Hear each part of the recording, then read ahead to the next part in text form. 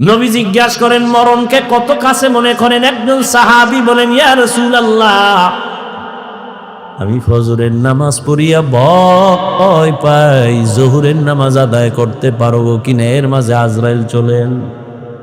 আর একজন সাহাবী বললেন, ইয়া রাসূলুল্লাহ, আমি জোহরের নামাজ আদায় করিয়া ভয়ে থাকি, আসরের নামাজ আদায় করতে পারবো কিনা, এর মাঝে না জানি আজরাইল এসে আমার রূহটা নিয়ে যায়। আর একজন সাহাবী বলেন, ইয়া রাসূলুল্লাহ, আমি আসরের নামাজ আদায় করিয়া অপেক্ষা আর ভয় মাগরিবের নামাজ আদায় করতে পারি কিনা, এর মাঝে আজরাইল চলে আসবে, এই ভয়ে থাকি। রহমতের নবী বললেন, আপনারা তো মরণকে অনেক দূরে মনে করেছেন, মরণ তো এত দূরে না, আরো কাছে। ইয়া রাসূলুল্লাহ, কেমন? কয়, আমি মনে করি নামাজ শেষ ডান দিকে যখন আমি সালামটা ফিরাই, আমি ভয় অস্থির থাকি, বাম দিকে সালাম ফিরানোর আগে আজরাইল এসে হাজির হয়ে যাবে। মরণ থেকে যতই পালাও, মরণ তোমায় নিবে ঘিরি,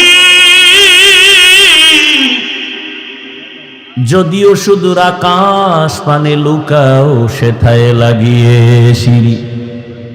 নদী পথে নৌকা চালাও ও মাঝি ভাই, বেলা ডোবার আগে আমিও পার উঠতে চাই, ডুবে গেলে বেলারে আর উঠে না, ভেঙ্গে গেলে মেলারে আর জমে না। এরে আল্লাহর বান্দারা, ও আমার কলিজার যুবক, আমি তোমাদের হুজুর বানাবার জন্য আসি নাই, আমি একবারও কিন্তু বলি নাই এবং বলবো না যে আমি পাঁচকল্লি পড়েছি তুমিও বড়। আমি কওমি মাদ্রাসার সন্তান, তুমিও কওমিতে যাও, বলি নাই, বলবো না, ভয় পাইও না। আমি দাওয়াত ও তাবলীগের লাইনের সন্তান, আমি পীরের মুরিদ, একবারও বলি নাই, বলবো না তুমি তাবলীগে যাও, তুমি পীরের কাছে যাও। কি বলবো একটু খেয়াল করে শুনো রে বাবা। তুমি স্কুলে পড়ো, কলেজে পড়ো, চাকরি করো, ব্যবসা করো, ধন্যবাদ ধন্যবাদ ধন্যবাদ, শুধু ধন্যবাদই না। আমি বলবো, এই যুবকেরা, স্কুল ছাড়িস না, কলেজ ছাড়িস না, লেখাপড়া করে ডাক্তার হও, ইঞ্জিনিয়ার হও, প্রফেসর হও, ব্যবসায়ী হও, চাকরিজীবী হও, তবে ছোট একটা দাবি আমার, বেয়াদব হইও না রে বাবা। বলতে পারো হাফিজ ভাই বেয়াদব হব না, তার ব্যাখ্যা কি? 3 জায়গায় বেয়াদবি করবা না, মরার আগে জীবন নষ্ট হয়ে যাবে। 1, মা বাবার সাথে কখনো বেয়াদবি করবা না, জীবন নষ্ট। 2, শিক্ষকের সাথে বেয়াদবি করবা না। 3, আলেমের সাথে বেয়াদবি করবা না। মা বাবারে যদি কষ্ট দাও, বরদোয়া লেগে যায়, কপাল শেষ। শিক্ষকের সাথে যদি খারাপ আচরণ করো, বরদোয়া লেগে যায়, জীবন শেষ। আলেমের যদি কষ্ট দেও, বরদোয়া লেগে যায়, তোমার জীবন ধ্বংস হয়ে যাবে মরার আগেই। তুমি ডাক্তার হও, বেয়াদব হইও না। মা বাবার দোয়া নিয়া, শিক্ষকের দোয়া নিয়া, উলামায়ে কেরামের পরামর্শ নিয়া তুমি জেনারেল লাইনে থাকিয়া লেখাপড়া করো, চাকরি করো, বাধা নাই। ও যুবক, তোমার মতো যুবক স্কুল কলেজে পড়ে, 5 বেলার নামাজ পড়ে, তুমি সাক্ষী দাও আসেনি? তুমি কেন পারো না? বিবেক দিয়া বলো, তোমার বিবেক কোথায়? তোমার কপালে কার বরদোয়া লাগছে, কার অভিশাপ লাগছে, বলো, তুমি কেন পারবা না? তোমার মতো জেনারেল লাইনের মানুষটা র্যাব, আর্মি, পুলিশ, বিডিআরের চাকরি করে, ডাক্তার, প্রফেসর, ইঞ্জিনিয়ার, ব্যবসায়ী, চাকরিজীবী, 5 বেলার নামাজ পড়ে, তুমি কেন পারো না? তোমার মতো যুবক জেনারেল লাইনে থাকিয়াও গাড়ি চালায়, নামাজ ছাড়ে না, নদীর মধ্যে মাছ ধরে, নামাজ ছাড়ে না, কৃষি কাজ করে, নামাজ বাদ দেয় না, বলো তুমি কেন পারো না? কার বরদোয়া জানি লাগছে, তাড়াতাড়ি ক্ষমা নিয়ে নাও। মা বাবার চোখের পানি আর দোয়া ছাড়া জীবনে তোমার সফলতা আসবে না রে বাবা। কারণ এই মা বাবার চোখের পানি তোমার আমার জীবনের সফলতার কারণ। মদিনাতুল মুনাওয়ারা থেকে একজন আল্লাহর প্রিয় বান্দা আসছে ভারতের জমিনে কালেমার দাওয়াত নিয়া। এই পর্দার আড়ালের আম্মা জানেরা একটু খেয়াল করে শুনবেন, মদিনাতুল মুনাওয়ারা থেকে রাসূলের আশিক চলে আসছে ভারতে কালেমার দাওয়াত দেওয়ার জন্য। ভারতে ঘুরিয়া ঘুরিয়া দাওয়াত দেন, দিতে দিতে এই পরিমাণ বিধর্মী কালেমাওয়ালা হয়ে গেছেন। কেউ বলেন 90, আরো বেশি লক্ষ বিধর্মী তার হাতে কালেমাওয়ালা হয়ে গেছে।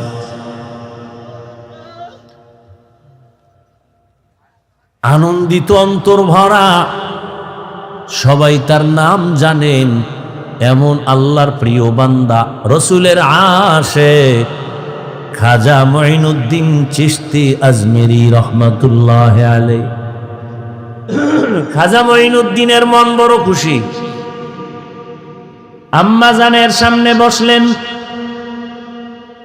মা বলে, এই মঈনুদ্দিন, তোর অন্তরে এত আনন্দ কেন?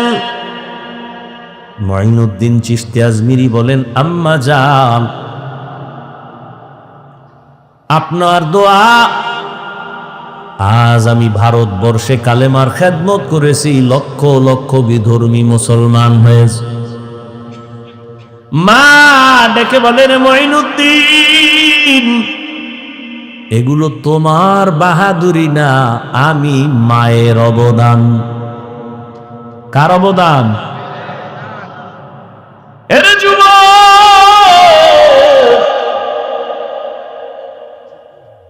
কুয়াকাটা বঙ্গোপসাগর থেকে এক ধাক্কা দিয়া নোয়াখালীর চেয়ারে বসাইছেন আমার আল্লাহ। আমার মা বাবার চোখের পানি, আমার কোনো বাহাদুরি নেই। যেই আল্লাহ চেয়ারে বসান, ওই আল্লাহ যদি বেজার হয় চেয়ার থেকে ফালাইয়াও দিতে পারে। এই কারণেই তো জান্নাতের টিকিট পাইয়াও আবু বকর নামাজে কান্নার আওয়াজ। রহমতের নবী সাহাবায়ে কেরামদের সাথে বললেন, ও সাহাবারা, মরণ এত দূরে না, মরণ আরো কাছে। মঈনুদ্দিনের মা বলে, এই খাজা মঈনুদ্দিন, এই অবদান আমি মায়ের। মঈনুদ্দিন চিশতি বলেন, মা বলো তোমার কি অবদান? ও পর্দার আড়ালের আম্মা জানেরা, নিজের সম্মান যদি নিজে ধরে রাখতে না পারেন, কেউ দুনিয়ায় দিতে পারবে না। আপনাদের তো আল্লাহ সম্মানিত করেছেন, আপনারা নবীদের মা, সাহাবায়ে কেরামদের মা, আপনারা তো আয়েশা রাদিয়াল্লাহু আনহার মতোই নারী। এ দুনিয়ায় যত ভালো ভালো সন্তান আসছে, মা আপনাদের অবদানের কারণে। মঈনুদ্দিনের মা চোখের পানি ছেড়ে কাঁদেন আর বলেন, ও মঈনুদ্দিন,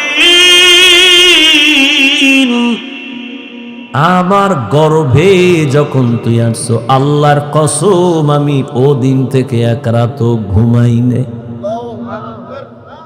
আমি রাতের গভীরে সিজদায় পড়ে কান্না করতাম আর দোয়া করতাম, হে মালিক,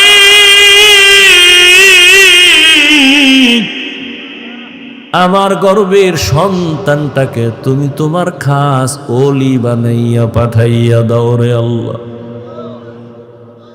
মায়ের দোয়া কত দামি রে যুবক। মা দোয়া করলে আর সে আজিমের দরজা দিয়া চলে যায়। ওই মা কত চোখের পানির কারণে আজকে আমি চেয়ারে বসছি রে বাবা। আমার পিছনে মায়ের কত কান্না, কত ত্যাগ আর কত কষ্ট। এরে সন্তানেরা যদি বুঝদি, চামড়া খুলিয়া জুতা বানায় দিতি, মায়ের সাথে বেয়াদবি করতি না রে বাবা। মা, আমি যেদিন দুনিয়াতে আসছি রে যুবক, তুমি যেদিন দুনিয়াতে আসছো, প্রসাব বেদনায় মা পাগল। মা, যেই মায়ের কণ্ঠ ঘরের বাইরে যায় না, কিন্তু আমি দুনিয়াতে আসার সময় মায়ের এত ব্যথা বেদনার চিৎকারের আওয়াজ বাইরের পাশের বাড়ির মা বোনরা ঘুমাইতে পারে নাই। আমার দাদি নানি মায়ের ঠান্ডা করে বুঝায়, মা কাঁদে আর বলে মনে হয় মরিয়াই যাব, 7 আসমান আমার মাথায় চেপে আছে। এক পর্যায়ে মা পাগলের মতো বেহুশ হইয়া যায়, আবার কান্না করে। হঠাৎ মা বলে, ও শাশুড়ি, ও মা চলে যাও, 5টা মিনিটের জন্য আমার স্বামীকে একটু আমার কাছে আসতে দাও। আমার আম্মা জান আব্বা জানের পাইয়া হাতটা ধইরা চোখের পানি ছেড়ে বলে, স্বামী, মা বাবার মায়া ত্যাগ করে তোমার ঘরে আসছি, খাইয়া না খায় তোমার সংসার কাটাইল, আজ তুমি আমারে মাফ করে দেও, যেইভাবে খেদমত করা দরকার পারি নাই, মরে যাব, দোয়া করি। বাবা বলে, ও বিবি এত অধৈর্য কেন? বলে, 7 আসমানের চাপ আমার মাথায়, এই প্রসব বেদনায় কত নারী দুনিয়া থেকে চলে যায়। ও স্বামী, আমিও বাঁচবো না, দোয়া করিও। বাবা একটা দৌড় দিয়া ওযু বানাইয়া যায় না, মাঝে গিয়া কান্না করে, ও আল্লাহ, আমার বিবির হেফাজতের জিম্মাদারি হয়ে যাও। এরে সন্তানেরা, খাজা মঈনুদ্দিনের মা কান্না করে আর বলে, রে মঈনুদ্দিন, রাতের গভীরে যায় নামাজে চোখের পানি, এক রাতও আমি কান্না ছাড়া কাটাইতাম না। ওই টাইম তো বড় আরামে আল্লাহর সাথে কথা বলার নির্জন টাইম। অতিও গভীর হয় রজনী যখন, নীরবে প্রভুর নাম জপিও তখন, প্রভুর করুণা যদি পাইবারে চাও, গভীর রাতে উঠে প্রভুর গুণগান গাও। মঈনুদ্দিনের মা ডেকে বলে, রে মঈনুদ্দিন, শুধু আমি তোমাকে গর্বে নিয়ে দোয়া করেছি, কান্না করেছি, এতটুকুই না, আল্লাহর জাতের কসম, তুমি যেদিন দুনিয়াতে আসছো, আমি মা তোমাকে যতদিন আমার দুধ পান করাইছি, আল্লাহর কসম একটা ফোঁটা দুধ বিনা অজুতে তোমার মুখে দেই নাই, এক ফোঁটা দুধ বিনা অজুতে তোমার মুখে দেই নাই। এরে আম্মা জান, এমন মায়ের সন্তান কেন জগৎ বিখ্যাত আল্লাহর প্রিয় বান্দা হবে না?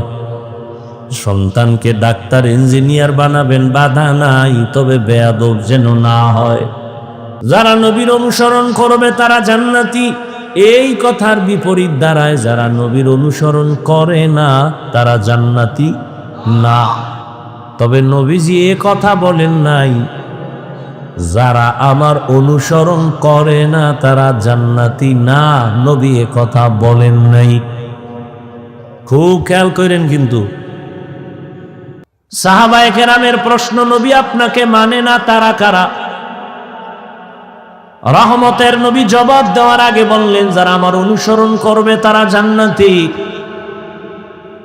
এর বিপরীত কথা হয়, নবী বলে নাই, বিপরীত কথাটা এমন দাঁড়ায় যারা নবীর অনুসরণ করবে না তারা জাহান্নামী। আসলে নবী এ কথা কখনো বলেন নাই যে আমার অনুসরণ যে করবে না সে জাহান্নামী, নবী বলেন নাই। নবী কি বলছেন? ওয়ামান আসানি ফাকাদ আবা, যে আমার বিরোধিতা করবে সে জাহান্নামী। কি বুঝলেন এখান থেকে? যারা রসুলের আদর্শ মতো চলে না তারা দুই দল। কয় দল?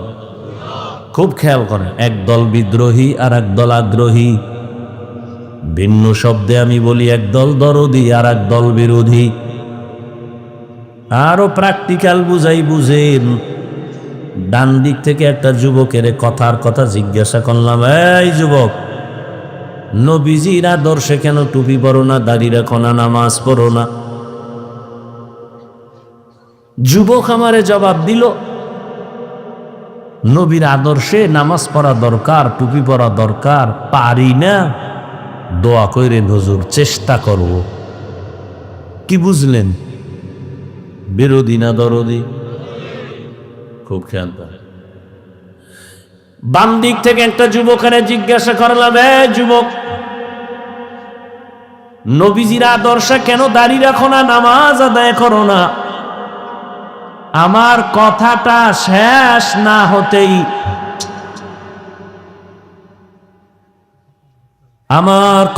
শেষ না হতেই যুবক জবাব দিল, দাড়ি না রাখলে অসুবিধা কি? নামাজ না পড়লে অসুবিধা কি? আপনারাই জবাব দেন, এই যুবকের কথার দ্বারা কি প্রমাণ হলো সে আগ্রহী নাকি বিদ্রোহী? এখানে অপারেটর নাই, কি বুঝলেন? বিদ্রোহী না আগ্রহী? ভালো করে মনে রাখবেন, বিদ্রোহী রসুলের আদর্শের ক্ষেত্রে বিদ্রোহীর আর এক নাম বেঈমান। এখনো বুঝেন নাই? বুঝার চিন্তাই নেই। দোনোজনেই কিন্তু নামাজ পড়ে না, একজন আগ্রহী আর একজন বিদ্রোহী। আগ্রহী মুমিন, বিদ্রোহী বেঈমান। যে দাড়ি রাখে না তাকে গালি দেওয়া যাবে না, আগে বুঝতে হবে সে আগ্রহী না বিদ্রোহী। যদি তার কথায় প্রমাণ হয় আমি আগ্রহী তো মুমিন, যদি তার কথায় প্রমাণ হয় সে বিদ্রোহী তো বেঈমান। আরো সুন্দর খোলাভাবে বলি, একজনে নামাজ পড়ে না আর একজন নামাজ পছন্দ করে না। যে নামাজ পড়ে না তাকে গালি দেওয়া যাবে না, যে নামাজ পছন্দ করে না তাকে ছাড় দেওয়া যাবে না, সুযোগ পেলে জুতা আরো বাড়ি। ব্যবধান আছে না নাই? একজনে দাড়ি রাখে না তাকে গালি দেয়া যাবে না, আর একজনে নবীর আদর্শের দাড়ি পছন্দ করে না তাকে ছাড় দেওয়া যাবে না। একজনে কোরআনের আইনে রাজনীতি করে না তাকে গালি দেওয়া যাবে না, আর একজনে আল্লাহর কোরআনের বর্ণিত রাজনীতি পছন্দ করে না তাকে ছাড় দেওয়া যাবে না। কতটা ব্যবধান! একজন মুমিন আর একজন বেঈমান, দোনোজনেরই দাড়ি নেই, দোনোজনই নামাজ পড়ে না, একজন মুমিন আর একজন বেঈমান। কত কঠিন কথা! তো যাও সুন্নতে আহমদ কো জাপা মোহাম্মদ কে বুয়দ নিসবত রা মান আহাব্বা সুন্নতি কৌলে রসুল মজদায়ে কানা মাই হাম কুন কবুল। অতএব যে দাড়ি রাখে না তাকে গালি দেওয়া যাবে না, আগে বুঝতে হবে আগ্রহী না বিদ্রোহী। একজনে নামাজ পড়ে না, গালি দেয়া যাবে না, বুঝতে হবে আগ্রহী না বিদ্রোহী। আগ্রহী হলে তাকে গালি দেওয়া যাবে না, সে মুমিন। বিদ্রোহী যদি হয় সে বেঈমান। এখান থেকে শিখার কিছু আছে? কি আছে? একটা লোক নামাজ পড়ে না, রে গালি। একটা লোক দাড়ি রাখে না, তারে গালি। খবরদার, যে দাড়ি রাখে না তাকে গালি দেয়া যাবে না, যে দাড়ি পছন্দ করে না তাকে ছাড় দেয়া যাবে না। আসেন এবার আয়াতের মধ্যে ঢুকি। ওয়ামা আরসালনাকা ইল্লা রাহমাতাল লিল আলামিন।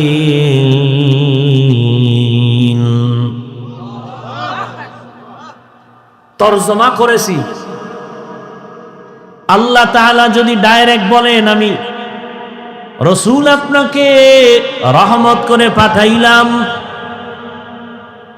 এভাবে আল্লাহ না বলে ঘুরাইয়া কেন বললেন হে নবী হে রসুল আমি আপনাকে পাঠাই? এরপরে বলেন হ্যাঁ পাঠিয়েছি জগৎ সমূহের জন্য রহমত করে। প্রথম আওয়াজ নীতিবাচক, এরপরের আওয়াজ ইতিবাচক, হে রাসূল আপনাকে জমিনে পাঠাই নাই, হ্যাঁ পাঠিয়েছি রহমত করে। সারা দুনিয়ার মানুষকে আল্লাহ বুঝাইলেন রহমতের নবী ভিন্ন কিছু না, পুরাটাই রহমতের দ্বারা ভরপুর। অনেকে এখানে তর্জমা করে উভয় জগতের জন্য নবী রহমত। আমি তর্জমা করছি না, জগৎ সমূহের জন্য রহমত। উভয় জগৎ মানে দুনিয়ার জগৎ, পরকাল জগৎ। আসলে তো জগৎ এই দুইটাই না, অনেক জগৎ। রুহের একটা জগৎ আলাদা, মায়ের গর্ভের একটা জগৎ আলাদা, দুনিয়ার একটা জগৎ আলাদা, আলমে বরজখ কবর জগৎ আলাদা, হাসরের ময়দানের এক জগৎ আলাদা, জান্নাত ও জাহান্নামের ভেতরের জগৎ আলাদা। আল্লাহ বলেন, হে রাসূল জগৎ সমূহের জন্য আমি আল্লাহ হলাম রব, আপনাকে বানাইলাম রহমত। আমি হলাম রব্বুল আলামিন, আপনাকে বানিয়েছি রহমাতুল লিল আলামিন। এই কারণেই তো সমস্ত নবীদের মেরাজ জমিনে, আমার নবীর মেরাজ আরশে আজিমে। মেরাজের ওয়াজ করছে না কোনো হুজুর, এই জন্য ওদিকে ঢুকলাম না, বাকিটা বুঝাইতে গিয়ে একটু ঢুকি হালকা। মেরাজ কে হামারা নবী সবএ সামাওয়াত, मेराज के हमारा नबी सबअ समावात ने ही भोला वहाँ नबी हम गुनाहगार उम्मत, नहीं भोला वहाँ नबी हम गुनाहगार उम्मत। ओ भाई ঘুমে ধরছে কেউ? তোমরা তো রাত্রে ঘুমাবা না, আমি যত তাবিজ দিই। মোবাইলে ঘুম লয়ে গেছে, আমি হুজুরের দাও লয়ে গেছে, তোমার দাও লয়ে গেছে। কেমন ষড়যন্ত্র! তুমি নাচ গান দেখবা, হুজুরে তো দেখবে না। না, বেঈমানের বাচ্চাগুলো পাগল হয়ে গেছে, হুজুরগু কেমনে এর মধ্যে ঢুকান যায়। বহু মোরাকাবা করছে, কঠিন মোরাকাবা। মোরাকাবা কইরা বের করছে, এই হুজুরগু যদি একটু ফান্দে ফালায় রাখা যায়, ছলে বলে কৌলে কৌশলে এরা ডাইরেক্ট গুনাহ করবে না, এমন ভাবে আটকায়া দাও যে গুনাহ করবে না। এর মধ্যে দিয়ে এমন ভাবে আটকায় দাও যে গুনার ভেতরে চলতে থাকবে, টেরও পাবে না। কেমনে কেমনে হুজুরকে আটকাবি? ইউসুফ জুলাইখার নাটক বাইর কর, নমরুদ আর ইব্রাহিমের নাটক, ফেরাউন মুসার নাটক বাইর কর। বাইর করে এবার হুজুর গদি কোনো বাদ্যযন্ত্র নাই, হুজুর বইয়া বইয়া নাটক দেখে। এই কি দেখেন? আজান দিছি? না না না, খারাপ কিছু না। কি কই? যে ইউসুফ জুলাইখার নাটক পর্ব 6। তার কাছে এটা গুনাহ না, কিন্তু দিক দিয়া তার আজান হইছে খবর নাই, একামত চলতেছে খবর নাই। একটু 5 মিনিট আছে বাকি, শেষ করে যায়। নাহলে ইদার মেয়েরা চলবে আবার নামাজে গিয়া। হ্যাঁ গিয়া 6 নাম্বার ইউসুফ জুলাইখার পর্ব চলবে, নামাজের ভিতরে মেয়েরাজ।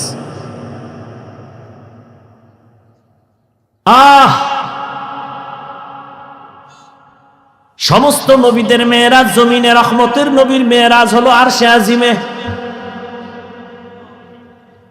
সমস্ত নবী রাসূলদের মেরাজ হলো ইমতিহান, রহমতের নবীর মেরাজ হলো ইনআম। সমস্ত নবী রাসূলদের মেরাজ হলো পরীক্ষা, আর আপনার আমার রহমতের নবীর মেরাজ হলো পুরস্কার।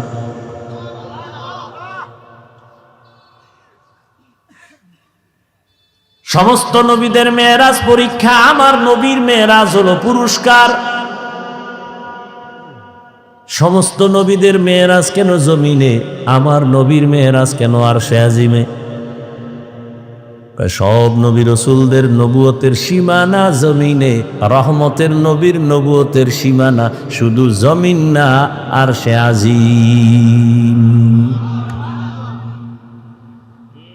ওয়ার্ডের মিম্বর সাহেবের সীমানা একটা ওয়ার্ড নিয়া মিম্বর খালি চক্কর লাগায়, ওয়ার্ডের কি হালাত। অন্য ওয়ার্ডে গেলে আর এক মিম্বর কয় তুমি আমার দিয়ে চোখ দাও কেন, তোমার খবর লও। চেয়ারম্যান সাহেব আর একটু বাইরে ঘুরে, কেউ তোমার এত পেরেশানি কেন, কয় তুমি এক ওয়ার্ড নিয়ে আসো, আমি পুরো ইউনিয়নের জিম্মেদারি নিয়ে আসি, আমি সব ঘুরে ঘুরে মানুষের খোঁজ নেই। আবার মন্ত্রী সাহেবের পুরা এরিয়া হলো দেশ নিয়া, উনি দেশের নিয়া ভাবে খবর নেয়। সরকার প্রধানের এই চিন্তা, মেম্বারের চিন্তা আমার ওয়ার্ডের কি হালাত, চেয়ারম্যানের চিন্তা আমার ইউনিয়নের কি হালাত, এমপির চিন্তা আমার থানার আসনের কি হালাত, সরকারের চিন্তা হলো গোটা দেশের কি হালাত। মুসা নবীর নবুয়তের এরিয়া এতটুকু, সে এতটুকু নিয়ে ভাবেন। ঈসা নবীর নবুয়তের এরিয়া যতটুকু, ওই অতটুকু এরিয়া নিয়ে ভাবেন। আল্লাহর নবীরে নবুয়তের এরিয়া দিছেন সব জমিন, এরপরে লৌহ কলম আরশে আজিম। আল্লাহ কয় নবী এবার আসেন, আপনার নবুয়তের শেষ সীমানাটাও দেখে নেন। সমস্ত নবীদের মেরাজ হলো পরীক্ষামূলক। ইউনুস নবীর আমার আল্লাহ মাছের পেটে ঢুকাইয়া পরীক্ষা নিলেন। মেরাজ, মেরাজ মানে উরুজ থেকে মেরাজ, উরুজ মানে সম্মানের লাইনে উপরে যাওয়া। এটা আবার দুই প্রকার, জাহিরি বাতিনি। মেরাজ দুই প্রকার, জাহিরি বাতিনি। সমস্ত নবীদের মেরাজ আল্লাহ আমার আপনার নবীরে জাহিরি এবং বাতিনি দুটোটা মেরাজ দান করলেন। জাহিরি ভাবে সম্মানের লাইনে উপরে যাওয়া, বাতিনি ভাবে সম্মান উপরে উঠা। বাতিনি ভাবে কেমন বলে, একই দস্তারখানের মধ্যে সব নবী সাহাবারা বসা, তবে নবীর মর্যাদা বেশি। ময়দানে সব একাকার হয়ে পড়ছেন, একই সাথে বসা, তবে কোরআনওয়ালা আলেমের মূল্য বেশি। মসজিদের মধ্যে সব মুসল্লিরা বসা, তবে ইমামের মর্যাদা বেশি। এই উরুজ হলো জাহিরি। বাতিনি আর জাহিরি হলো আল্লাহ তাআলা সম্মানের লাইনে নিয়ে যাইতেছেন রহমতের নবীরে আসমান ভেদ করে আরশে আজিমে। এই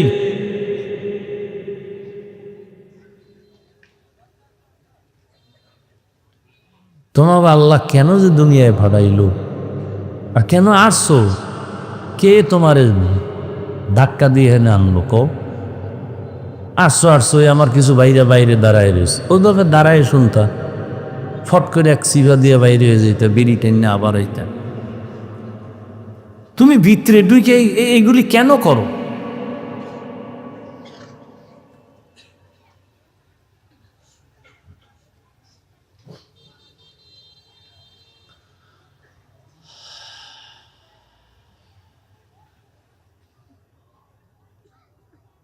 ইব্রাহিম আলাইহিস সালামকে আল্লাহ আগুনের মধ্যে ফালাইয়া পরীক্ষা নিলেন মেরাজ।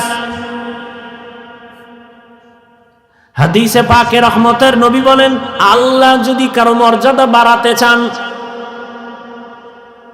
কিন্তু মর্যাদা বাড়ানোর জন্য যেই পরিমাণ মেডিসিন লাগবে আমল, বান্দার ওই পরিমাণ আমল নাই, তবে আল্লাহ সিদ্ধান্ত নিছেন তার মর্যাদা বাড়াবেনই।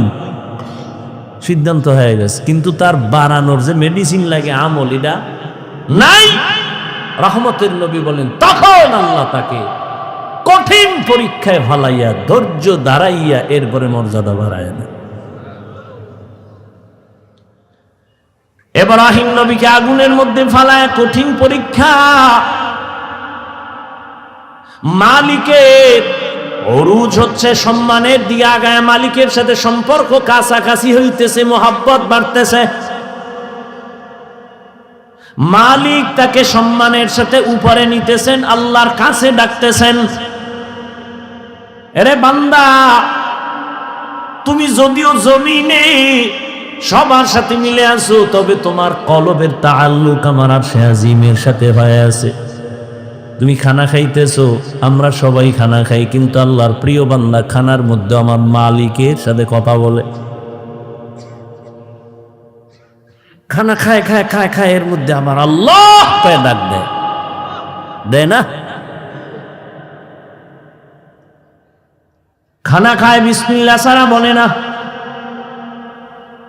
লাকাল হামদু ওয়া লাকাশ শুকুর, মাওলার সাথে কথা চলতেছে। ওরুজ ইসমাইল নবীর সাথে আল্লাহ মেরাজ দিলেন, উরুজ দিলেন, সম্মান বাড়ালেন, ছুরির নিচে ঢুকাইয়া পরীক্ষায় ফালায় খায়, এবার তোমার উরুজ হবে।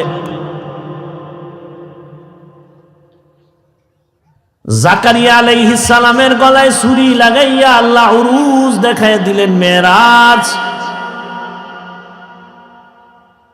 আর আমার নবীরে আল্লাহ এতটা আদর করেছেন, সব নবী রাসূল আল্লাহর বন্ধু, সব আল্লাহর বন্ধু।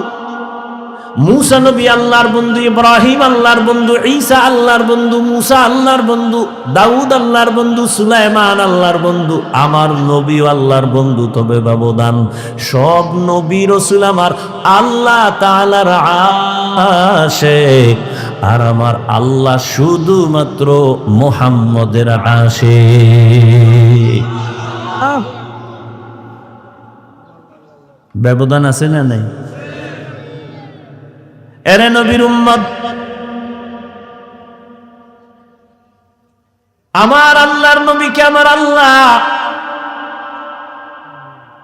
পরীক্ষামূলক মেরাজ করার নাই, দিছেন পুরস্কার। তাই পরীক্ষা কই? পরীক্ষা ছাড়া তো পুরস্কার পায় না। আল্লাহ কয়, দেখ আমার নবীর আমি কঠিন পরীক্ষা নিছি, যা কোন নবী রাসূলের বেলায় নেওয়া হয়নি। এক নাম্বার, আমি আমার মায়ার নবীর দুনিয়ায় পাঠাবার আগে তার বাবার চেহারা থেকে আলাদা করে ফেলেছি।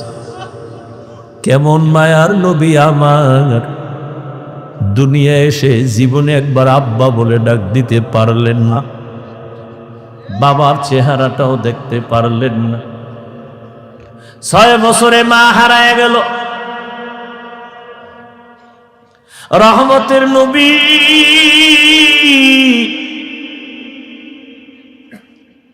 ছয় বছরে অবস্থা, মা আমেনার মরণ এসে গেল।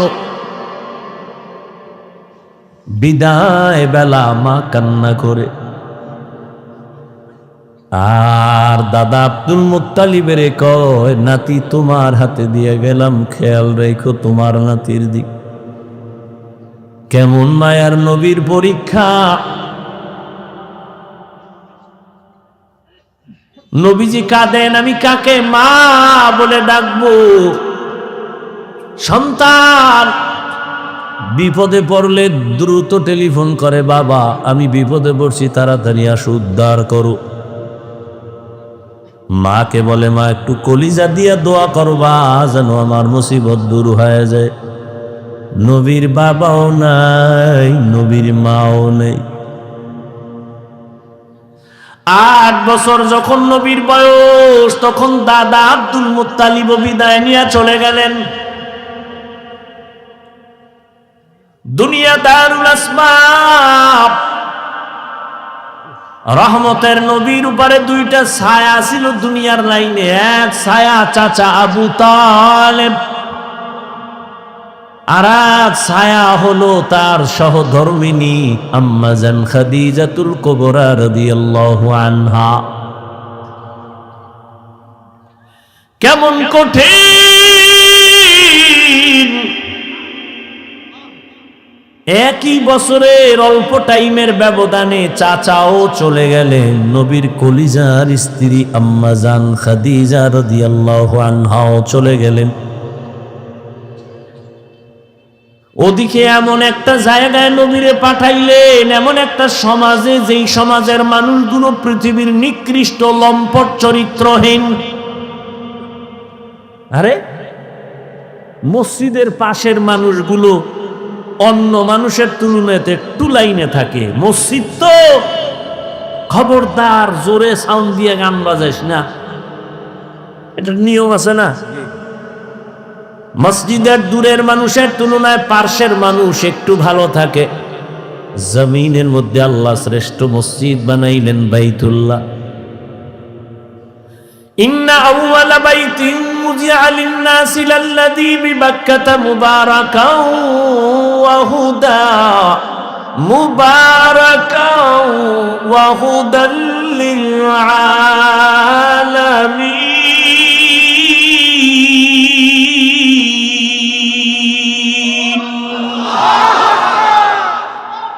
পৃথিবীর শ্রেষ্ঠ ঘর বাইতুল্লাহ। কেমন ঘর? এই সব ঘর মসজিদ কার ঘর? নোয়াখালীর কেন্দ্রীয় মসজিদ কার ঘর? বাইতুল মুকাররম মসজিদ কার ঘর? সব মসজিদ আমার আল্লাহর ঘর, তবে বাইতুল্লাহর মর্যাদা অনেক বেশি। যেই বাইতুল্লাহর দিকে তাকাইয়া থাকবি সওয়াব, যেই বাইতুল্লাহর সীমানায় বসে একবার যদি ডাক দাও আল্লাহ, সাথে সাথে 1,00,000 বার আল্লাহ বলার সওয়াব। বাইতুল্লাহর সীমানায় বসে যদি একবার বলো সুবহান, 1,00,000 বার সুবহান বলার সওয়াব। বাইতুল্লাহর এরিয়ায় যদি একটা সিজদা দাও, 1,00,000 সিজদার সওয়াব আল্লাহ দান করবেন। এমন একটা দামি ঘরের পার্শ্বের মানুষগুলো এত বড় চরিত্রহীন হলো কেন? দুনিয়ার অন্য কোথাও এত খারাপ মানুষ নাই, বাইতুল্লাহর এরিয়ার মানুষ, পাশের মানুষগুলো এই পরিমাণ লম্পট চরিত্রহীন কেন? এর একমাত্র কারণ, অনেকগুলো কারণের বড় একটা কারণ, এদের কোনো মুরব্বী ছিল না। ঈসা নবী চলে গেছেন, 500 বছরের প্লাস, এর মধ্যে কোনো নবী নেই। মানুষগুলো মুরব্বী না থাকলে বেপরোয়া চলে, গরুর গলায় রশিয়ার মালিক না থাকলে গরুর আর কোনো টেনশন নাই, স্বাধীন। জমিনের মধ্যে স্বাধীন স্বাধীন করে যারা চলে এদের জিন্দেগি ভালো না। আকাশে স্বাধীনভাবে পাখি উড়ে, কোনো দাম নাই, খাঁচার মধ্যে যেটা আটকায় গেছে তার মূল্য বেড়ে গেছে। সমুদ্রের ভেতরে 1000 কোটি ধরনের মাছ স্বাধীনভাবে দৌড়ায়, যেখান থেকে সেখানে দৌড়ায়, দাম নাই, জালের মধ্যে আটকায় গেছে, বাজারে উঠছে, দাম বেড়ে গেছে। রাস্তায় কুকুর ঘুরে, কোনো কুকুরের দাম নাই, মালিকের শিকল যেই কুকুরের গলায় লাগানো, কুকুরের দাম বেড়ে গেছে। জঙ্গলের হাজারো প্রাণীর কোনো মূল্য নাই, স্বাধীন। কিন্তু যেই প্রাণীটা মালিকের খাঁচায় আটকায় গেছে, চিড়িয়াখানার মধ্যে গেলে, তার ওখানে গেলে টাকা লাগে, দাম বেড়ে গেছে। ঠিক ও বৃহত্তর নোয়াখালীর মুসলমানেরা, স্বাধীনভাবে তুমি চলবা, কোনো মূল্য নাই। কালেমার রশি গলায় লাগায় রসুলের তরিকায় আলেমরে মাইনা চলবা, তোমার দাম এতটাই বাড়বে, নূরের সৃষ্টি ফেরেশতার থেকেও বেশি। ভাইরা আমার, বাইতুল্লাহর মানুষ খারাপ কেন? কি নাই? কোনো মুরব্বী নাই, কোনো আল্লাহর নবীও আসেন নাই। যখনই মুরব্বী হইয়া রহমতের নবী আসলেন, রহমতের নবী যখন আইসা উম্মতের সুন্দর আদর্শের দাওয়াত দিলেন, মানুষগুলো সেই চরিত্রহীন মানুষ এতটা দামি হয়ে গেল, আল্লাহ বলেন জিবরাইল লিস্টি নিয়ে রহমতের নবীরে দেও, এই লিস্টিতে যাদের নাম আছে সবাই বিনা হিসাবে জান্নাতি।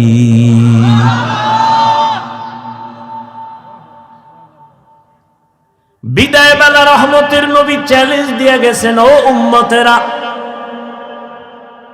দুটো জিনিস রেখে যাই, ধরে না যদি রাখতে পারো, তোমাদের সম্মানও যাবে না, ঈমানও যাবে না। قال رسول الله صلى الله عليه وآله وسلم এই ওই জায়গায় একটা লোক, ও মনে হয় যায় নাই, ভয়ে, যাও বাবা, ওই যে উঠছিল গেছে না, আবার বেজার লাগাই সব নষ্ট করো না, তোমার সমস্যা থাকলে যাও। এটাই তো দুনিয়ার পরীক্ষা। সিনেমা হলের দরজাও খোলা, মসজিদের দরজাও খোলা, ওদিকে জাহান্নামের মার্কেট বাজারও চলতেছে, এটা জান্নাতের মার্কেটও চলতেছে, পরীক্ষা চলতেছে, কই ঢুকবি? হ্যাঁ, ওখানে দোকানপাট চলে, ওখানে খেলনা, ওখানে বেলুন, ওখানে নারী, ওখানে পুরুষ, ওখানে যুবক যুবতী, অবাধে কবিরা গুনাহ চলতেছে দোকানপাটে, চলে না? এখানে জান্নাতের বয়ান চলতেছে, ওখানে জাহান্নামের বাজার মিলেইছে ওয়াজ উপলক্ষে। ওয়াজ উপলক্ষে জাহান্নামের বাজার না, ওটাও জান্নাতের বাজার। যদি তাই হয় তাহলে ওয়াজ উপলক্ষে দরকার কি বাজারের?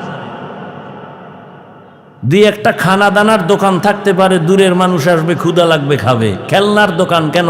বেলুনের দোকান কেন? সেখানে আবার এমন দোকান কেন? বেপর্দা নারী ঢুকবে, পুরুষ ঢুকবে, এই কবিরা গুনার দায়ভার কে নেবে? বলে গেলাম এখানে না, সারা দেশের হালাত বড় খারাপ। ওই যে শুরুতেই বলেছিলাম, বলবে হুজুর বাদ দাও, আকাম বাদ দেওয়া যাবে না। ওয়াজে আসছে, বেলুন কিনছে, বেলুন, প্লাস্টিকের মাছ, মোনাজাতের পরে কান্দে লইয়া ঝুলায় ঝুলায় বাড়ি যাবে। ম্যাডাম কইবে ওয়াজেরতে কি পাইছো? বলে বেলুন মোনাজাতে কবুল হয়ে গেছে, নিয়েছি। হাসো, হাসো কেন? তারও কিন্তু কারণ আছে। ১৫০০ বছর আগে নবী বলে গেছেন, লা ইমানা লিমান লা হায়া আলা, যাদের লজ্জা নাই ওদের ইমান নাই।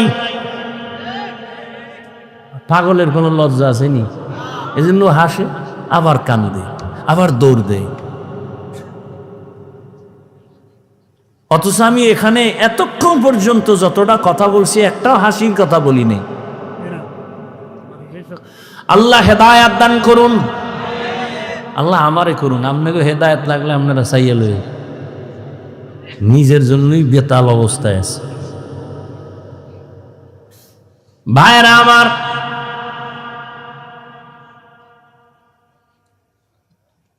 বড় কঠিন হালাত। ও পর্দার আড়ালের আম্মা জানেরা, আসেনি? আছে? নোয়াখালীর মহিলারা অজনে কি শুনবে? হেরা যে আয়ার ডাইনে মানুষ কতটি ক্যাসেট লইয়া,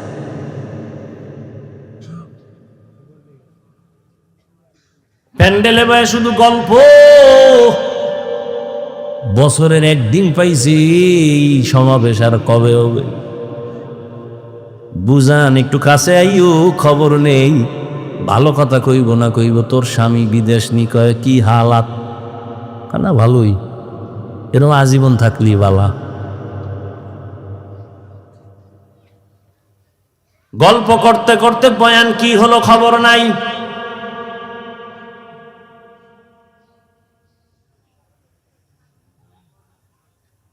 বয়ানের প্রয়োজনীয়তাই মনে করে না, গল্প করে করে আসছে, আবার বাসায় যাবে।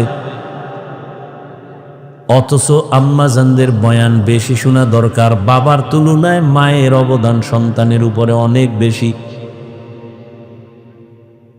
এরে আব্বাজান,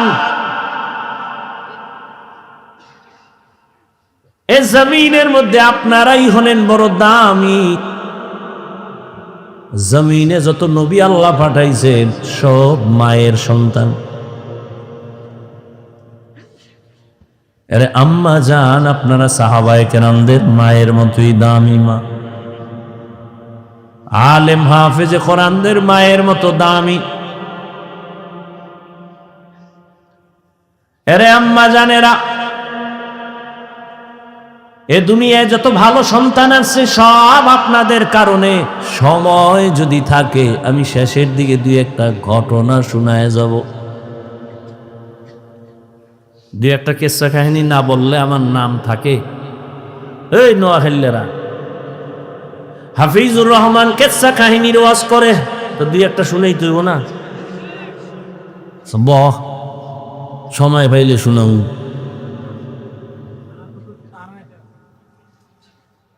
তবে শুনিয়া রাখিস রে নোয়াখালীর যুবক,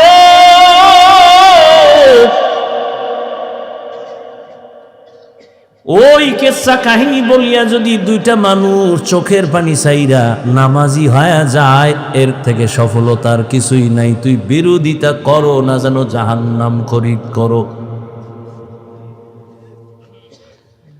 আর একটা কথা বলে যাই, পারলে মনে রাখিস, জাহেল কোরআন হাদিস সম্পর্কে কি বুঝবি? তোর কলবটা নষ্ট হয়ে গেছে। নিজের গুনার দিয়ে তাকাও না, অন্যের ভালো সহ্য করতে পারো না। চোখ নষ্ট, কলিজা নষ্ট, অন্তর নষ্ট। জমিনের মধ্যে যত বড় কিচ্ছা কাহিনীর কিতাব আছে, শ্রেষ্ঠ কিচ্ছা কাহিনীর কিতাবের নাম কোরআন।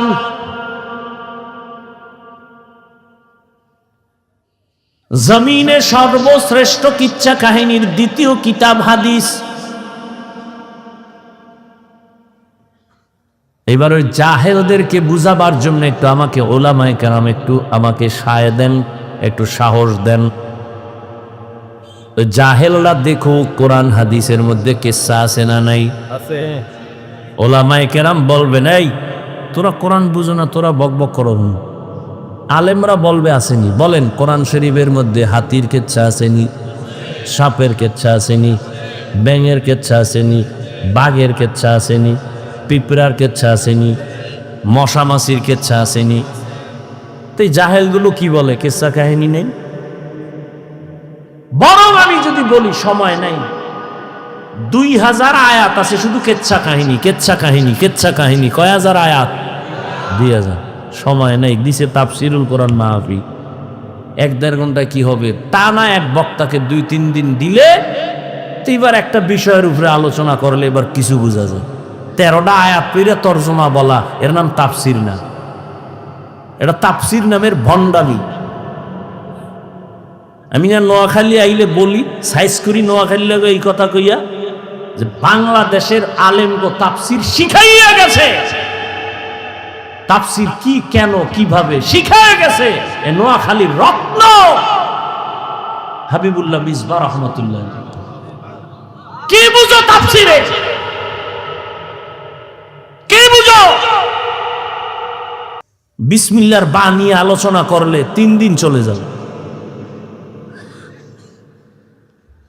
কি বুঝো তাফসিরে?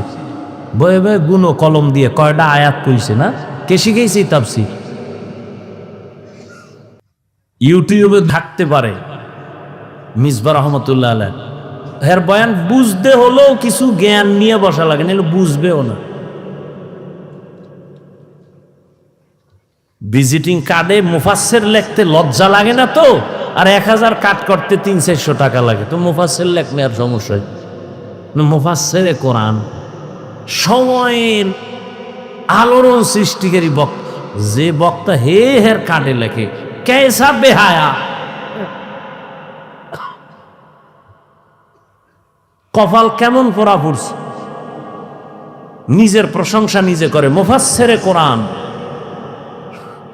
আর আমার নামে মাওলানা না লেখলে আল্লাহ সাক্ষী আমি খুশি, আল্লামা লেখলে তোর দইরে ফেলে আল্লামা লেখছো কাজ। দেখি টাইটেল টুইটেল সারা দিয়ে আল্লাহ সম্মান দেয়নি। সম্মান দেওয়ার মালিক টাকা না আল্লাহ? তা তো টেনশন কিসে? এই বেটা নোয়াখালী বাবারা ধমক দিয়ে বলে, মোহাব্বতে বলে, রাগ করো না, মাপ চাই পায়ে ধরে।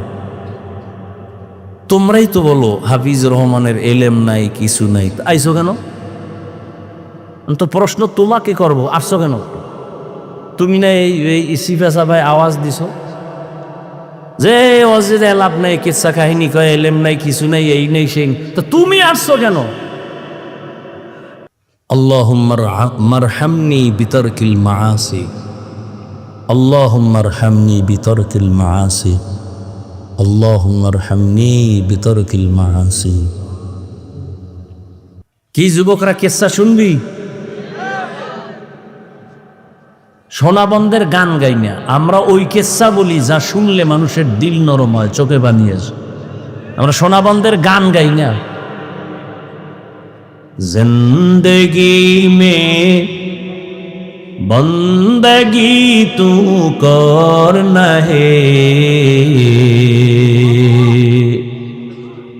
जिंदगी में बंदगी तू करना है, जिंदगी बे बंदगी शर्मिंदा है, जिंदगी बे बंदगी शर्मिंदा है। यहाँ हम सब मुसाफिर दिल ना लगा, अहले दिल की नजर से रूह करता जा, शाह दौलत सब फकीर गर नेक ने है, शाह दौलत सब फकीर गर नेक ने है, जिंदगी में बंदगी तू करना है,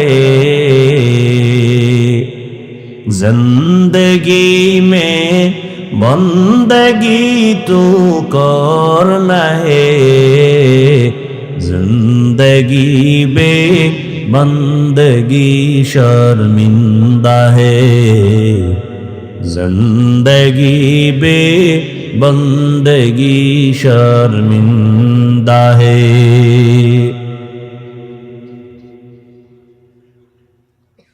আল্লাহ তাআলা রহমতের নবীকে দুনিয়ায় পাঠাইলেন রহমত করে। নবী যখন বাইতুল্লাহ চলে আসলেন, মক্কার আমূল পরিবর্তন হওয়া শুরু হয়ে গেল। কেমন মায়ার নবী আমার, যে নবী তার হায়াতে কোনোদিন একটা মিথ্যা কথা বলেন নাই। কেমন একজন নবী পেয়েছ রে যুবক, যেই নবীর হায়াতে কোনোদিন একটা গালি কাউকে দেন নাই। এমন গর্ব করার মতো নেতা আর আছে কেউ? এই আমগুর নেতা খেতা যার পিছে ঘুরো, একজন বাইক করছে, মিশা কয় না। মোবাইলটা কানে লাগায় ঘরের মধ্যে থাইকা জিগায়, ওই সাহেব কই? ঘরে বয়াকা আমি জমি নেই নাই। কেমন একজন মায়ার নবী, রহমতের নবী আমার, ১৫০০ বছর আগে বলে গেছেন, দুই জিনিস রেখে গেলাম ধরে রাখ, জীবনে ঈমান যাবে না, সম্মান যাবে না। এক হলো নবীর আদর্শ, দ্বিতীয় কোরআন। এই দুই জিনিস ১৫০০ বছর পরে এখনো যাদের কাছে আছে, এদের মতো সম্মানে এখনো জমিনে কেউ নেই। চেয়ারম্যানের চেয়ারের মেয়াদ শেষ, এমপির মেয়াদ শেষ, মন্ত্রীর মেয়াদ শেষ, এসপির মেয়াদ শেষ, ডিসির মেয়াদ শেষ। কোরআনওয়ালা নবীর আদর্শওয়ালারা যে চেয়ারে বসছেন, এই চেয়ারের তো কোনো মেয়াদই নেই। শেষ কিসের? ভালো করে মনে রাখিও, টাকা দিয়া সম্মান কিনলে প্রথম ফুলের মালা, ফাইনালে জুতার মালা। আর আমার আল্লাহ যাকে সম্মান দান করবেন, ওই বান্দা দুনিয়ায়ও বাদশাহ, পরকালেও বাদশাহ। এরে নবীর আশিক, কেমন একজন নবী আল্লাহ আমাদের দান করেছেন, যে রহমতের নবী জীবনে গালি দিবেন দূরের কথা, হাজারো গালি শুনছেন, একটা গালির জবাবও দেন নাই। আরো আশ্চর্য কথা, কেমন মায়ার নবী আমার, জীবনে কোনো দিন মায়ার নবী চোখ মোবারক দুইটা গরম করে কারো দিকে তাকান নাই, চোখ গরম করে তাকান নাই। কেমন মায়ার নবী, রহমতের নবী। সাহাবায়ে কেরামদের সামনে বললেন, তোমরা মরণের কত কাছে মনে করো, আপনাদের ধৈর্য যাইতেছে শেষ হইয়া। শুরুতে না বলছি বয়ান কি এটা এলেম আমলের বাহাদুরিতে করা যায়?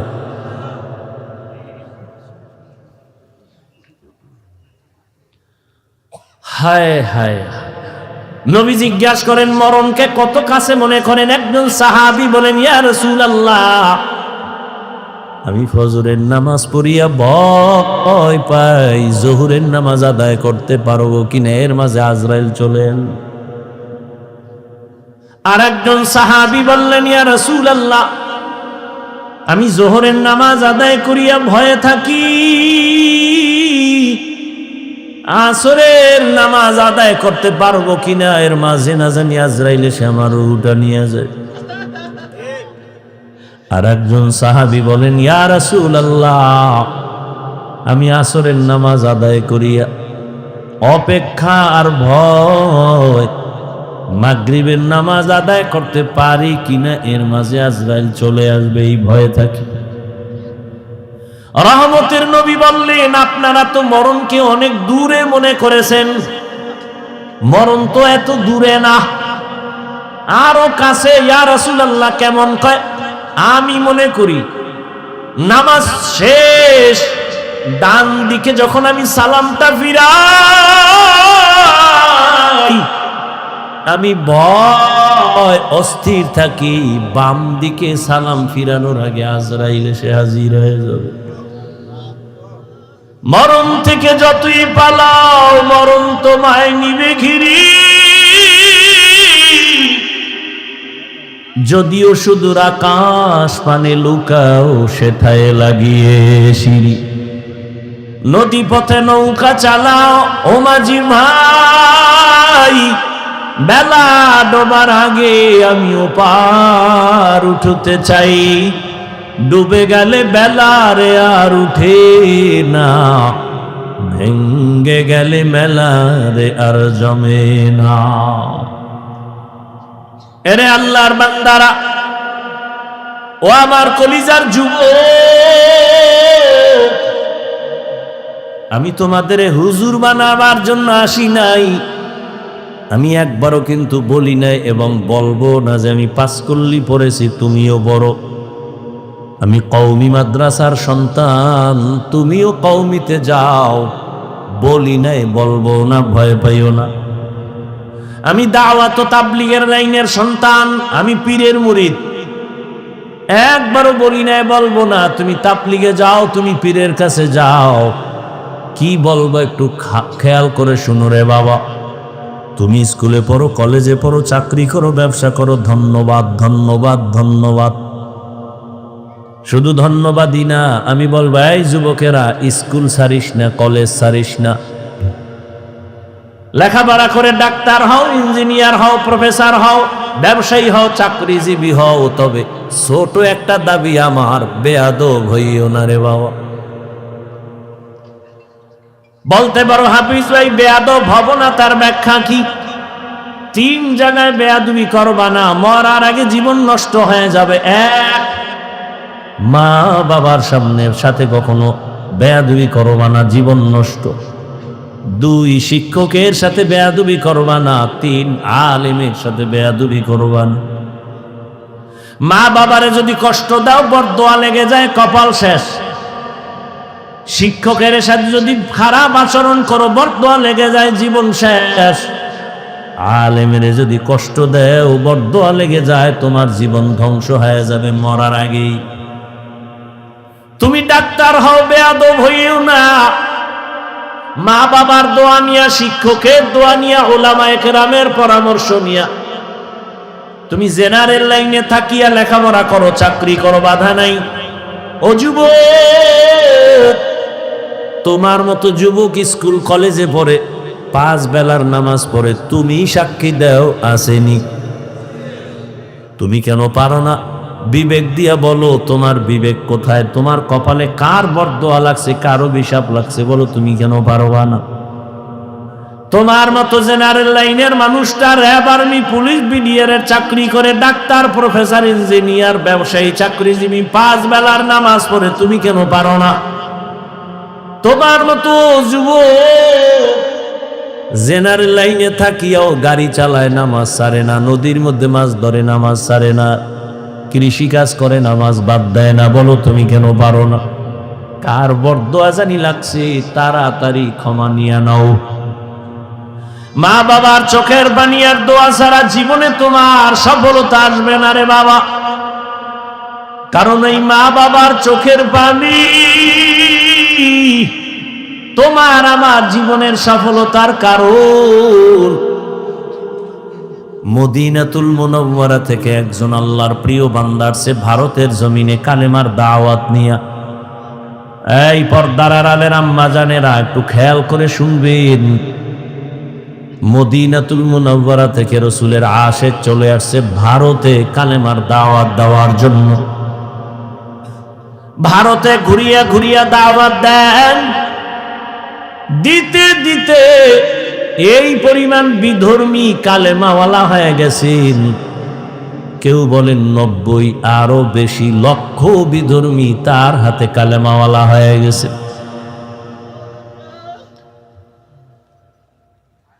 আনন্দিত অন্তর ভরা, সবাই তার নাম জানেন।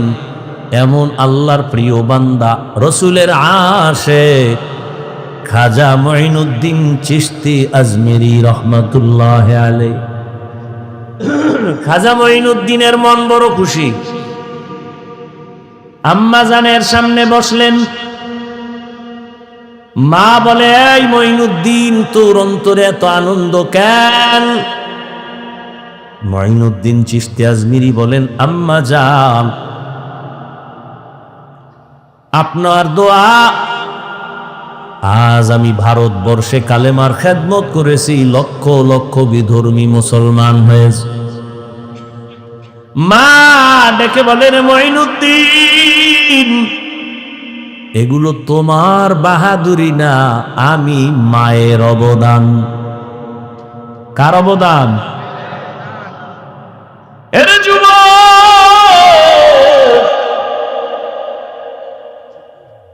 কুয়াকাটা বঙ্গোপসাগর থেকে এক ধাক্কা দিয়া নোয়াখালীর চেয়ারে বসাইছেন আমার আল্লাহ। আমার মা বাবার চোখের পানি, আমার কোনো বাহাদুরি নেই।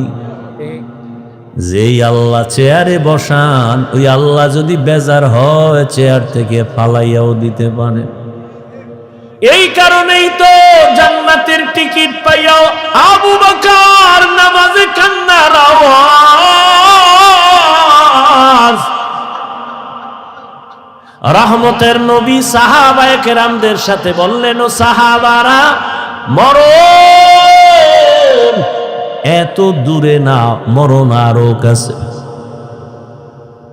মঈনুদ্দিনের মা বলে, এই খাজা মঈনুদ্দিন, এই অবদান আমি মায়ের। মঈনুদ্দিন চিশতি বলেন, মা বলো তোমার কি অবদান? ও পর্দার আড়ালের আম্মা জানেরা, নিজের সম্মান যদি নিজে ধরে রাখতে না পারেন, কেউ দুনিয়ায় দিতে পারবে না।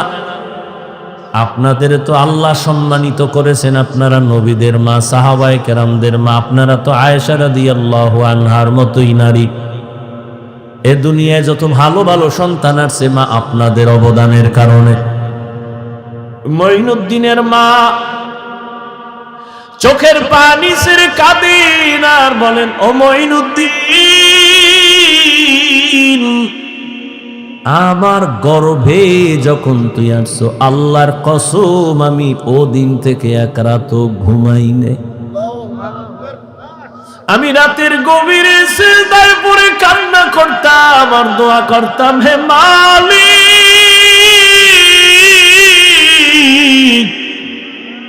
আমার গর্ভের সন্তানটাকে তুমি তোমার খাস ওলি বানাইয়া পাঠাইয়া দাও রে আল্লাহ। মায়ের দোয়া কত দামি রে যুবক।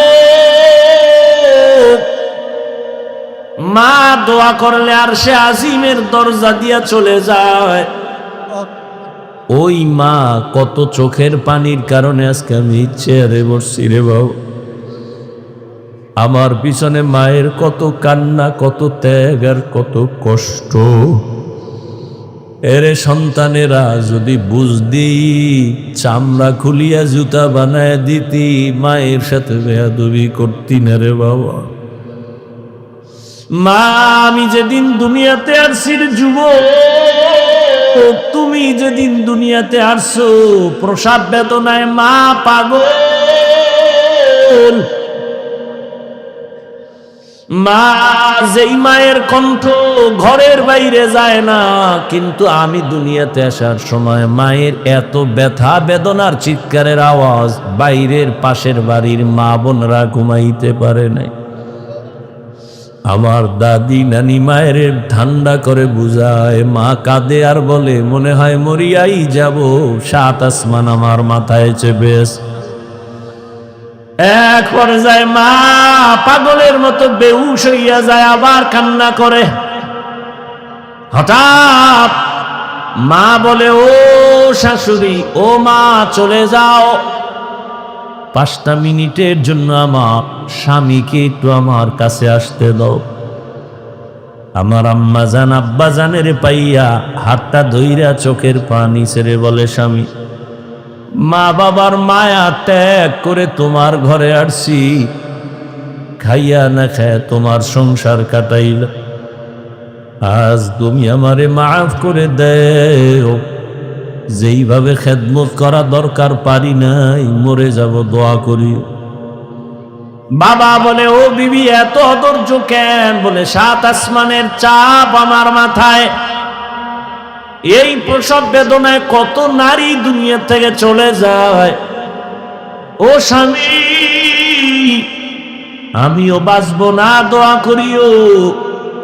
বাবা একটা দৌড় দিয়া ওযু বানাইয়া যায় না, মাঝে গিয়া কান্না করে, ও আল্লাহ, আমার বিবির হেফাজতের জিম্মাদারি হয়ে যাও।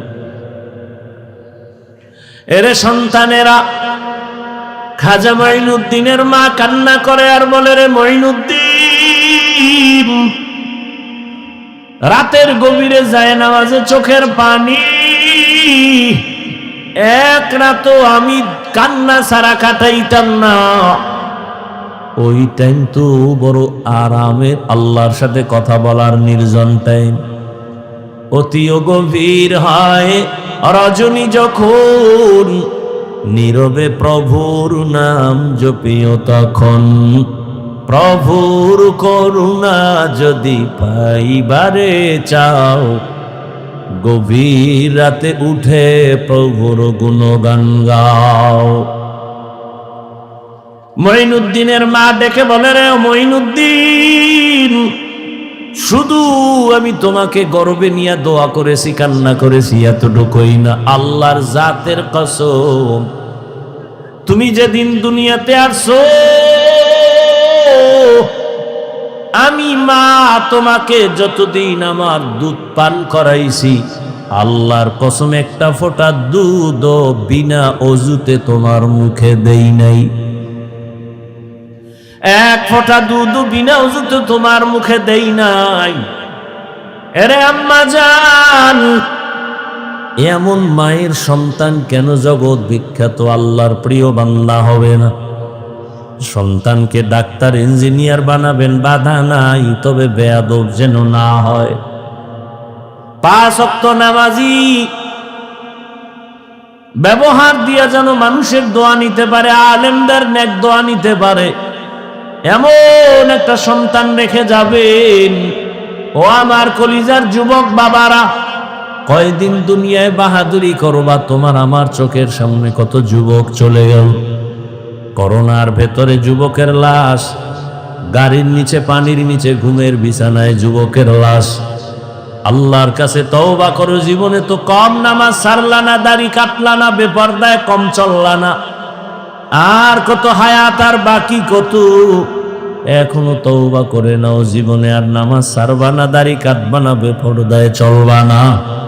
মা বাবার দোয়া নিয়ে, শিক্ষকের দোয়া নিয়ে, ওলামায়ে কেরামের পরামর্শ নিয়ে নবীর তরিকা মেনে চলবা। আল্লাহ সবার যদি মন্তর দিয়ে তওবা করতে পারো, আল্লাহ রহমতের নজর দিয়া সবার গুনাহগুলো মাফ করে দিবেন। হেদায়েতের মালিক আল্লাহ। জানি না কার কপাল ওমরের মতো কবুল হয়ে যাবে, আর কপালটা আবু জাহালের মতো খারাপ হয়ে যাবে। কে যেন এত বয়ান শুনিয়াও দিল নরম হবে না, কান্না আসবে না, তওবার নিয়ত করবে না, আবার ওমরের মতো কপালওয়ালা না জানি গুনার কথা স্মরণ করে চোখের পানি ছেড়ে কান্না করে তওবা করবে, আর আবার আল্লাহকে ডাক দিবে, আল্লাহ জীবনে তো কম নামাজ সারি নাই, আর নামাজ সারবো না, দাড়ি কাটবো না, বেপরদায় চলবো না। এরকম ওমরের মতো মেজাজ নিয়ে যদি তওবার নিয়ত অন্তরে জমা করতে পারো রে বাবা, হায়াতের মালিক আল্লাহ, ইজ্জতের মালিক আল্লাহ, রিজিকের মালিক আল্লাহ, ওই আল্লাহর মোহাব্বত নিয়া, মা বাবার দোয়া নিয়া, শিক্ষকের দোয়া নিয়া, ওলামায়ে কেরামের পরামর্শ নিয়া চলবা নবীর তরিকায়। জীবনে আর নামাজ ছাড়বা না। তওবা করার খাঁটি নিয়ত যদি হয়, দুটো হাত আমার আল্লাহকে দেখাইয়া দাও। আয় আল্লাহ, হাতগুলো কবুল করে নেন, তওবা কবুল করে নেন, তওবার উপরে মজবুত হইয়া চলার তৌফিক দান করেন, আমিন। আলহামদুলিল্লাহি রাব্বিল আলামিন, ওয়াসসালাতু ওয়াসসালামু আলা সাইয়্যিদিল আমবিয়াই ওয়াল মুরসালিন ওয়া আলা আলিহি ওয়া আসহাবিহি আজমাইন। ইয়া আরহামার রাহিমিন, ইয়া আরহামার রাহিমিন, ইয়া আরহামার রাহিমিন, রব্বিরহামহুমা